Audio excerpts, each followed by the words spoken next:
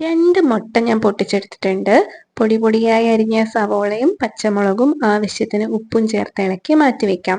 Pan ചൂടാവുമ്പോൾ എണ്ണ ഒഴിച്ച് വെളുത്തുള്ളിയും പച്ചമുളകും കറിവേപ്പിലയും ഇട്ട് സോട്ടാക്കി കുനുകുന അരിഞ്ഞ സവോളയും ചേർത്ത് ഒന്ന് വാട്ടിയെടുക്കുക.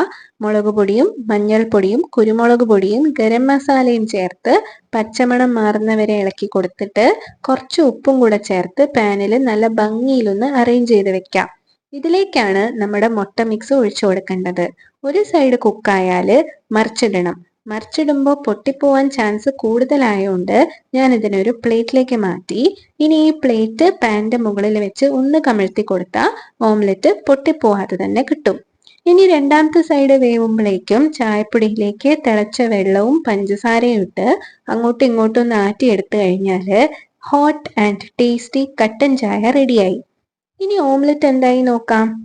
വെറും ഓംലെറ്റ് അല്ല, മസാല ഓംലെറ്റ്. നമുക്കിതൊന്ന് കഴിച്ചു നോക്കണ്ടേ? നല്ല എരിവുള്ള മസാല ഓംലെറ്റ് ആണ്. ഇതിന്റെ കൂടെ ചൂട് കട്ടനും കൂടെ ആയപ്പോൾ നല്ല ടേസ്റ്റ് ആയിരുന്നു.